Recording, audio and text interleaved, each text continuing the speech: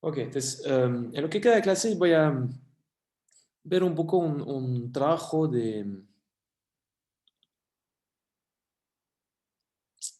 cómo funcionaba para... Acá tenía que pinchar, ¿no? Vignette. No, ¿cómo era? Page unique. Eso fue. Invitar vignette. Así. No, ¿por qué no? Ah, contenu seul. Ya. Ok. ¿Ustedes cómo lo ven? ¿Que ocupa toda la pantalla? Digo, si lo pongo grande o chico, ¿lo ven grande o chico o lo ven como que ocupa toda la pantalla? Ahora esta pantalla completa. Ok, porque yo no lo tengo así, por eso pregunto. Ok, muy bien. Entonces vamos a ver este trabajo de... Y cuando subrayo así con el mouse lo ven, ¿cierto? Ya. Vamos a ver un trabajo de Cooper y Altiwanger. Entonces es un trabajo que... entonces, primero, esta vez sí se lo subí a Canvas. Esta mañana deberían estar si quieren tener el PDF del artículo. Um, Fue publicado en también una de las mejores revistas de economía. Entonces, la Review of Economic Studies. ¿Se acuerdan el que habíamos visto de Guransha y Parker? Fue publicado en Econométrica, que es como otra revista. Esta también es como una de las 5 mejores. Es una revista que se conoce por ser un poco técnica, bueno, de hecho como Econométrica. Eh, Les gusta la teoría, les gustan las cosas complicadas, ¿no? American Economic Review son, no significa que no usen cosas complicadas, pero les gustan las ideas simples, digamos. Estas revistas se basan en la tecnicidad. Es una revista inglesa, pero igualmente los editores suelen ser de muchas partes del mundo. Y entonces es un artículo donde básicamente intentan estimar los costos de ajuste de las empresas. ¿Ok? Una particularidad del artículo es que usan un enfoque estructural. ¿Ok? Entonces, uh, muchas de las estimaciones que se habían hecho anteriormente, pensando, por ejemplo, en esta literatura que les comenté que se basa en los supuestos de Hayashi, uh, incluso si tenían un modelo en la cabeza, hacían unos supuestos, como los de Hayashi, de manera a, a tener que la regresión que iban a correr, que era lineal, si quieren, que lo que obtendrían en un caso de forma reducida, coincida con el modelo, si quieren. ¿Ok? En este caso no, van a tener funciones un poco más flexibles. ¿Ya? Y un poco como el artículo de Guransha y Parker, um, van a estimar directamente el modelo usando momentos simulados. ¿No? Um, y entonces la motivación del artículo es que, bueno, si uno quiere entender la dinámica de la inversión, tiene que entender un poco cómo son esos costos de ajuste. ¿Ok? Entonces, um, y es importante entender la dinámica de la inversión porque, por ejemplo, si queremos implementar una política, había dado la clase pasada este ejemplo de lo que había pasado cuando el señor Larraín era ministro. En algún momento, su equipo habría propuesto subsidios a la inversión como manera de reactivar la economía. ¿Ok? Y bueno, ¿cuándo se va a reactivar la economía? ¿En qué amplitud? Etcétera, etcétera. Para responder a este tipo de pregunta, tenemos que entender cómo reacciona la inversión a esos cambios. ¿Ok? Y entonces, el objetivo de esta literatura o de este artículo es entender un poco más en detalle cómo son la estructura de costos um, para que, en fin, podamos predecir un poco mejor el impacto de algunas políticas, por ejemplo. ¿No? Te doy el ejemplo de una política, pero puede ser de un shock, ¿no? Te invento cualquier shock de macro, cómo reacciona la inversión, bueno, va a depender un poco de los costos que enfrenta la empresa. ¿Ok? Ahora,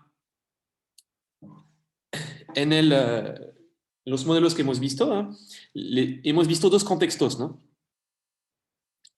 un contexto sin costos, un costo con costos convexos y unos modelos que no hemos mencionado, pero que vamos a ver hoy, son los costos no convexos. Es decir, por ejemplo, la presencia de un costo fijo cuando uno quiere invertir. ¿Ok? Que los costos sean convexos o no convexos hace mucha diferencia. ¿Sí? Con costos convexos, ¿se acuerdan? Les dije, queremos suavizar la inversión en el tiempo. ¿Ok? Con costos no convexos, es decir, con un costo fijo, no va a pasar esto. Va a haber como momentos de inacción. Entonces, dado que la inversión implica un costo eh, fijo, va a haber momentos donde no vale la pena pagar este costo fijo, entonces no vamos a hacer nada. Vamos a dejar el capital depreciarse y cuando se deprecia demasiado o cuando hay un cambio en la economía, ¿eh? Vamos a ajustar el stock de capital y entonces, como el ajuste ahí no incluye una convexidad que vimos con la Q de Tobin, el ajuste puede ser mucho más brusco que lo que teníamos con costos convexos. ¿Ok? Entonces, según el tipo de costo, podemos tener una reacción de la inversión totalmente distinta en un caso o en la otra. Los convexos generan persistencia, los no convexos generan momentos de inacción. ¿Ok? Eh, entonces, bueno, hay como distintos modelos que han estado dando vuelta y yo su objetivo es intentar ver qué estructura de costos de ajuste predice mejor un poco el comportamiento de la inversión, ¿no? Se ajusta más, digamos, al comportamiento de la inversión. Entonces, ¿qué van a hacer? Van a tener un modelo con una estructura flexible, lo van a estimar con el método de los momentos simulados que mencioné rápidamente en el momento, cuando vimos el artículo de Bouranger y Parker. Y se van a fijar en unos momentos, ¿se acuerdan? Entonces, el momento de los momentos simulados simula distintas veces el modelo, calcula momentos de la simulación y compara esos momentos con lo que está en los datos y va a buscar los parámetros tal que se acerquen a esos dos momentos, como lo harían con el GMM, pero con la diferencia que esta vez se basan en momentos simulados del modelo. ¿Okay?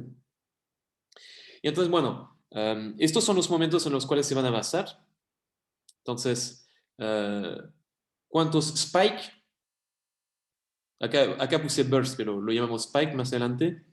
De inversión tenemos, es decir, pueden ser spike positivos cuando la compra es mayor al 20% del stock de capital o cuando la venta de capital es mayor al 20%. ¿Ok? Entonces, ya les había comentado que el modelo sin costos de ajuste genera una inversión demasiado responsiva. Eh, puede entender quizá que el contexto con costos no convexos, este costo fijo, dado que no está la parte convexa, puede también generar muchos spikes. Por otro lado, el modelo con costos de ajuste convexos, quizá, no lo sabemos, podría generar demasiados pocos spikes y suavizar la inversión, eh, dependiendo de cuánta convexidad tiene la función de costo de ajuste. Y se van a basar también en la corrección positiva que puede haber entre beneficios e inversión. Entonces, claramente el modelo básico neoclásico predice una corrección positiva, ¿ok? Pero si le pongo costos de ajuste, quizá voy a debilitar la correlación porque en los momentos en que los beneficios son altos o anticipo que van a ser altos, quizá no me conviene invertir porque justamente está el costo de ajuste. Entonces, introducir costos de ajuste pueden debilitar esta correlación. Dado que la correlación no es muy alta, va a ser bueno ahí poner costos de ajuste. Creo que documentaban una correlación alrededor del 0,2. Entonces, tener costo de ajuste puede ayudar a no tener una correlación perfecta. ¿Ya? Ahora, va a depender también, la inversión no depende solo del beneficio corriente, sino que más bien de qué anticipamos para mañana. Entonces, según la persistencia que tenemos en los beneficios de la empresa, esto también puede influenciar la correlación que podemos obtener entre inversión y beneficios. ¿Sí? Y por fin, la inversión tiene una autocorrelación que es relativamente baja pero positiva. Y les había comentado que el modelo neoclásico de inversión tiene la desventaja de que la autocorrelación puede ser negativa por el hecho de que compramos en un periodo, pero el siguiente dejamos de comprar. Entonces, eh, suele pasar que si hemos comprado mucho, ayer no habíamos comprado y si hoy no compramos, era probable que ayer habíamos comprado, ¿me entiendes? Entonces, en ese sentido, la autocorrelación solía ser algo negativo. ¿Ok? Um, Hay otro momento en el que se podrían basar, pero no lo hacen. Lo mencionan ahí en el artículo, lo verán si lo leen, ojalá lo lean.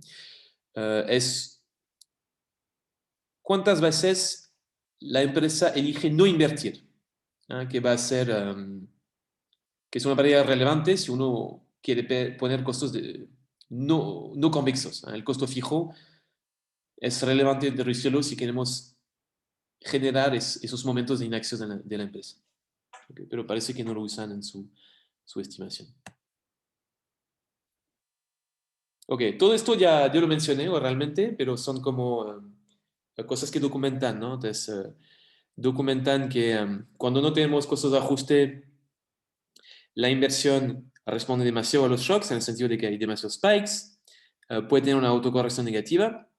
La ventaja de poner costos convexos es que puede mejorar la autocorrección negativa y volverla positiva, porque justamente queremos suavizar la compra en el tiempo.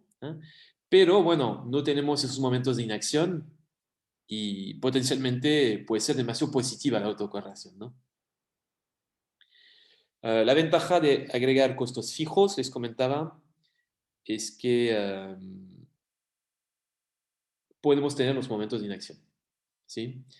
Uh, pero bueno, no los podemos tener solo, los costos no convexos, porque justamente tendremos el problema de la autocorrección negativa.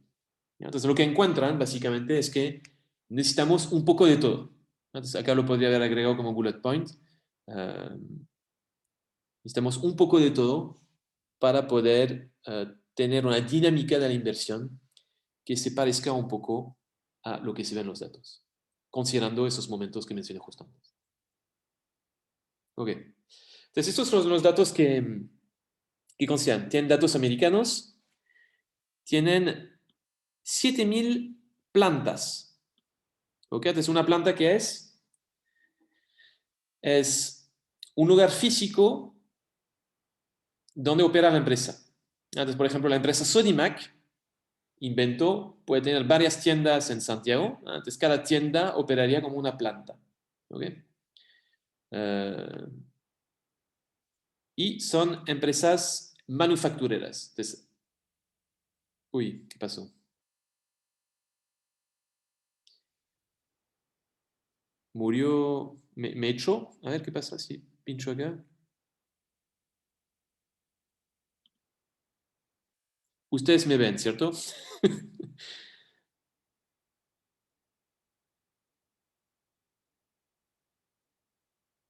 No, pero se me cerró el PDF.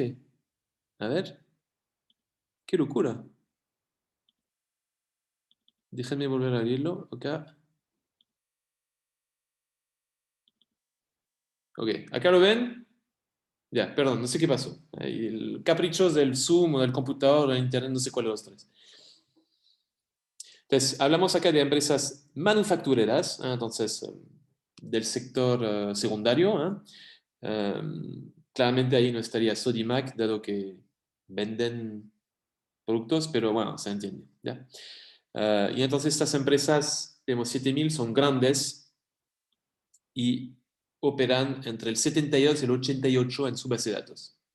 Lo bueno de la base, como comentan, es que observan compras de capital, expenditure en el artículo, y observan además ventas de capital.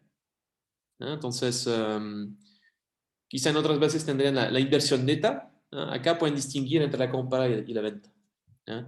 Y llaman la venta retirement, creo. ¿Ok?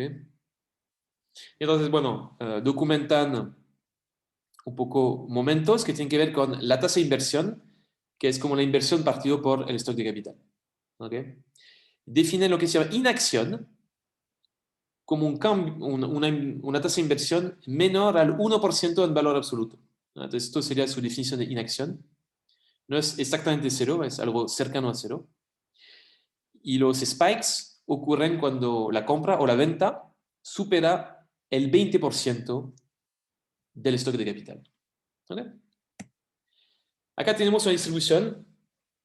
Entonces, fíjense, el cero está acá. ¿Ok? Acá es el cero. Las empresas que están acá son las que consideran como inactivas. ¿Ok? Entonces, hay un 8% de las empresas cada periodo que decide ni comprar ni vender, en el sentido de que están en esta zona de inacción. ¿Ok? Lo otro que pueden notar es como la simetría, que es interesante. Entonces, típicamente tenemos, las empresas suelen comprar más que vender. ¿Ok? Y además, los spikes negativos ven que no ocurren mucho. Este de acá, este sería la cantidad de spikes negativos. La cantidad de spikes positivos serían a partir de esta barra de acá, ven, 20%. A partir de esta barra de acá, todo lo de la derecha sería los spikes positivos. ¿Ok? Entonces, fijándose en los spikes negativos y positivos, de alguna manera permite un poco reproducir esta simetría en la distribución de inversión. ¿Sí?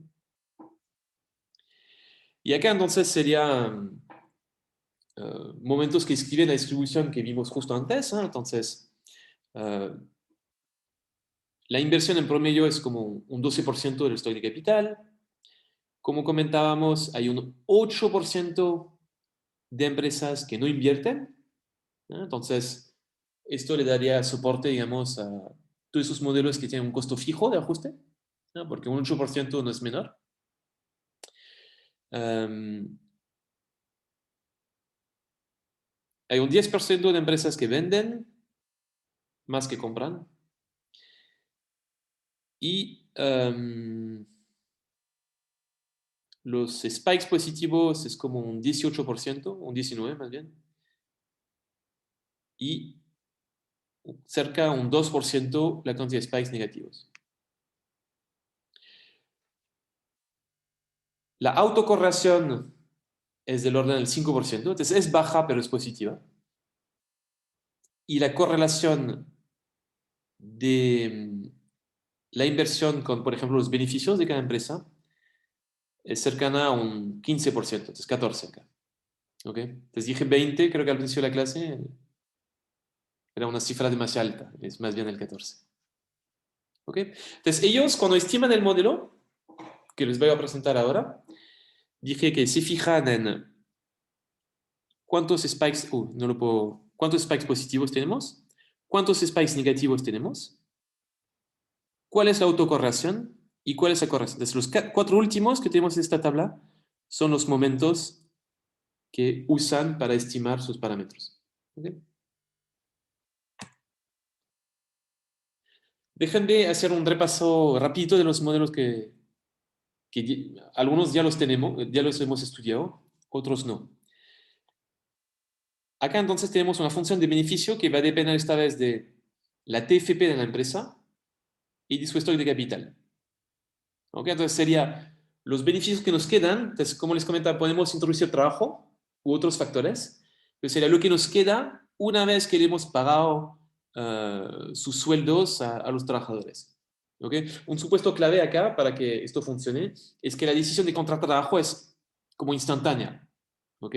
A diferencia de la decisión de invertir que tiene que ocurrir un periodo antes.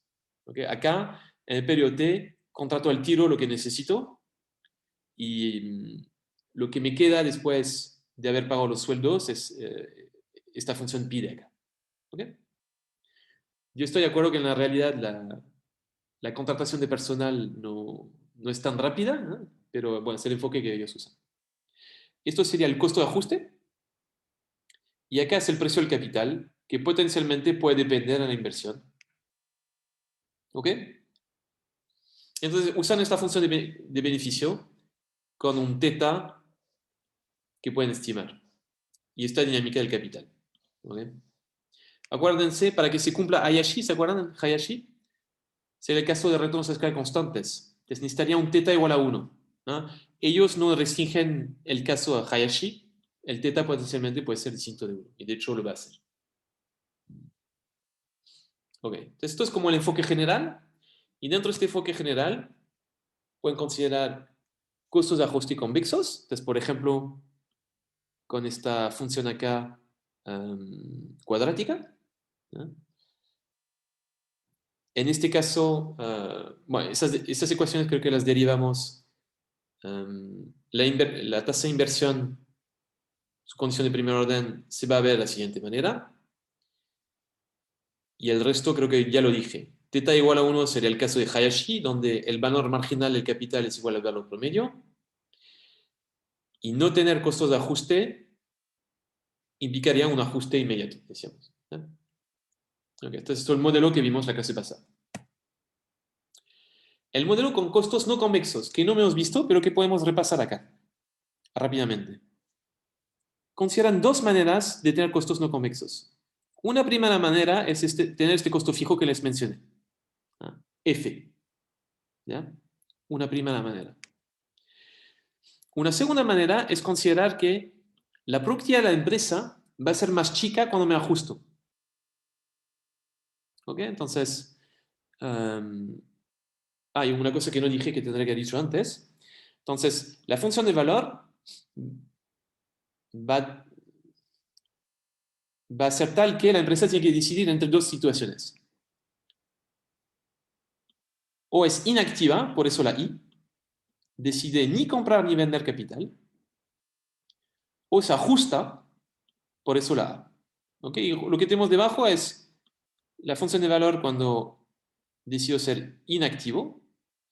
En tal caso, dejo el capital depreciarse. Entonces, mañana mi capital será 1 menos delta por K. O me ajusto, pero si me ajusto, entonces voy a poder elegir el stock de mañana, pero la desventaja es que puedo enfrentar esos costos fijos. ¿Ok? Ok. Entonces, esto sería el enfoque con costos no convexos. ¿Ya? Y por fin, consideran otra manera de tener una zona de inacción, que es cuando el precio de compra y venta del capital no es el mismo. Entonces, tienen la empresa puede estar en tres situaciones. O es inactiva, o vende capital, o compra capital. Entonces, B como buy, ¿no? De compra, S como sell, de venta, y I como inaction, inacción. ¿Okay? Si compra, enfrenta un precio P sub B, y si vende, enfrenta un precio P sub S. ¿Okay? Y la idea es qué pasa cuando P sub S es menor que P sub B. ¿Okay? Y esto puede pasar, por ejemplo, ¿cómo puede pasar? Compra una máquina en el mercado primario, ¿okay? Pero es muy específica. La máquina les permite hacer tal tarea, ¿okay? Una tarea bien definida. ¿Okay? Y después, mala suerte, cuando la quieren vender, nadie la quiere, porque la tarea que hacía la máquina era demasiado específica. ¿Okay?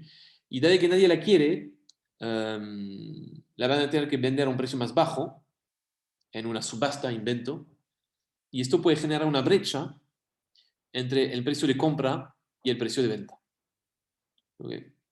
Y justamente como existe esta brecha, va a haber momentos donde no quieren ni comprar ni vender, ¿ya? Porque el precio de compra es demasiado alto, pero tampoco queremos vender porque no vamos a ganar nada. Entonces vamos a tener inactividad. Inacción, perdón. Inactividad es más, un término más laboral. ¿Okay? Por eso usan el término de irreversibilidad de la inversión. ¿Okay? Ok, entonces estos son los modelos. Y entonces si leen el artículo verán que simulan versiones del modelo sin estimarlos. Entonces, por ejemplo, acá tiene una versión del modelo solo con costos convexos y un gamma igual a 2. Una versión del modelo solo con el costo fijo, donde F toma este valor. Una versión únicamente con esta caída en la productividad. El lambda era, ¿se acuerdan? Era este término acá, cuando me ajusto mi caída en la productividad. Y una versión del modelo solo con costos de transacción. ¿Sí? Y entonces, bueno, la tabla 3, la primera columna son los momentos que ya habíamos visto hace un rato. Y cada columna a la derecha es una versión del modelo en particular. Entonces, por ejemplo, no AC es no hay costos de ajuste, con es costos convexos, NC es no convexo con el costo fijo F, NC es el no convexo con pérdida en la productividad, y TRAN es el costo cuando tenemos costos de transacción. ¿Okay? Entonces acá se confirma lo que ya habíamos comentado. Cuando no tengo costos de ajuste, fíjense que la fracción con bursts o spike, como quieran, de inversión positiva es como alrededor de un 30%, ¿no? Cuando en los datos es un 18%. ¿No? Como para decirse, cuando compra la empresa, compra demasiado. Nos gustaría que compre un poco menos para ajustarse más. Y la fracción de negativos no la hace tan mal. Ah, no, sí, lo hace muy mal. También es muy alta. Uh, Efectivamente, cuando van las cosas, vende todo, así como a lo loco. Mientras que en los datos sería como alrededor de un 2% y ellos tienen como un 20%. ¿Ok? Entonces, es como para decir que la inversión responde demasiado. La autocorrelación es ligeramente negativa, eso contrasta con la ligeramente positiva que teníamos. Y la correlación con los beneficios no, al final del día no están tan mal.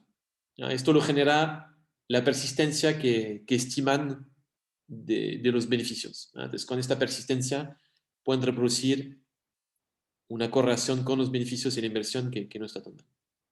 Los costos convexos, fíjense, pasa todo lo contrario. Acá en esta versión, en esta simulación, tenemos pocos bursts, pero tenemos una autocorrelación del 0,73 que es mucho más alta y es positiva. ¿Ok?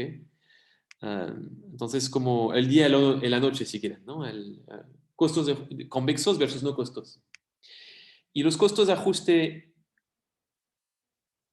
no convexos los pondría todos en la misma bolsa y diría que una ventaja de ellos es que permiten generar esas inacciones, ¿okay? Que no teníamos con los otros modelos. Podemos tener bursts, porque justamente una vez que pago el costo me comporto como en el modelo sin costos de ajuste. Y naturalmente voy a tener una autocorrección que se va a parecer un poco al modelo sin costos de ajuste también. ¿Ok? Entonces, costos convexos permiten mejorar la autocorrelación, pero quizá demasiado. Costos no convexos pueden generar esos momentos de inacción que observamos también en los datos. Y acá lo estiman. Entonces, tienen dos conjuntos de estimaciones. Un primer conjunto es con el lambda igual a 1. ¿Se acuerdan? Entonces, el lambda era esta pérdida de productividad cuando me ajusto. ¿Eh? Y después tienen un caso con el lambda que puede ser distinto de 1, pero lo que hacen es fijar el f a 0. Entonces, tienen esas dos versiones de los costos no convexos. Voy a comentar solo esta porque se parecen bastante. La primera fila, LRD, son los datos, ¿no? Lo que obtienen con la base de datos. Entonces, los momentos que tenemos acá del 5,8% de la autocorrelación es lo que habíamos visto antes. La correlación con los beneficios de la inversión, un 14%. Un 18,6% de spikes positivos y un 1,8% de spikes negativos. ¿Okay? La última columna es un estadístico que intentan minimizar cuando estiman. ¿Okay? Debe tener algún nombre en econometría que no me sé. Pero básicamente el mejor fit, si quieren, del modelo es cuando la última columna es la más chica posible. ¿Okay? ¿Pueden ser criterios de información? Puede ser, no me acuerdo. Como son cosas que yo no hago por mi cuenta, no son términos que uso todos los días. Sé cómo funciona, pero pero sí, debe ser eso. Básicamente es como una especie de suma de desvíos cuadráticos. Y ¿cómo se llama esto? No me extrañaría que se llama como tú lo mencionas, Vicente. Error cuadrático medio, una cosa así.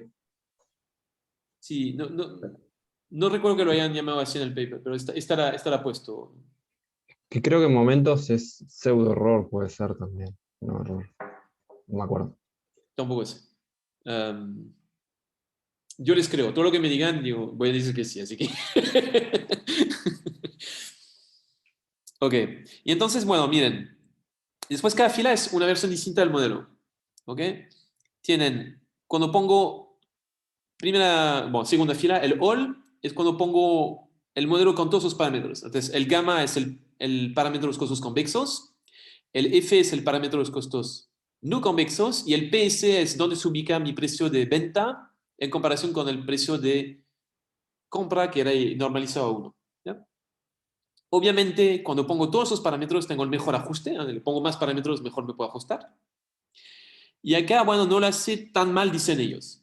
¿Ok? Entonces, la autocorrelación del 8,6% no está tan lejos del 5,8%. La correlación con los beneficios del 0,3, ellos consideran que no está tan lejos del 0,14. La cantidad de spikes positivos, un 12% versus 18%. Y spikes negativos, un 3% versus un 1,8%. Yo, para serles sincero, he visto mejores estimaciones en mi vida, pero bueno, cuando minimiza el criterio de información que dijo Vicente, si es que esta es la expresión que debería usar, es lo mejor que pueden obtener. ¿Ok? Y después tenemos tres versiones del modelo, cuando tenemos solo costos convexos, solo costos de transacción y solo costos no convexos. Fíjense acá, el que lo hace peor es el modelo con costos convexos nomás. Y la razón por la cual lo hace peor, yo creo que es porque por la autocorrelación. Como que va a ser muy positiva. Y como es muy positiva, creo que no grabé. ¿Puede ser que haya volvido a grabar? Ah, no, sí, estoy grabando, está bien. Ya. Sí, es tarde igual, ¿no? Como es muy positiva, es por eso que el criterio acá es muy alto. Ahora, como acá el modelo no consigue hacerlo bien, al final los parámetros se van a ajustar tal que los otros momentos lo van a hacer mejor. Entonces, fíjense, esta versión del modelo lo hace bastante bien por la cantidad de spikes, positivos y negativos. El 23 y el 2,8% se ajustan mejor que el modelo anterior. ¿Okay? Pero la correlación con, con los beneficios lo hace peor.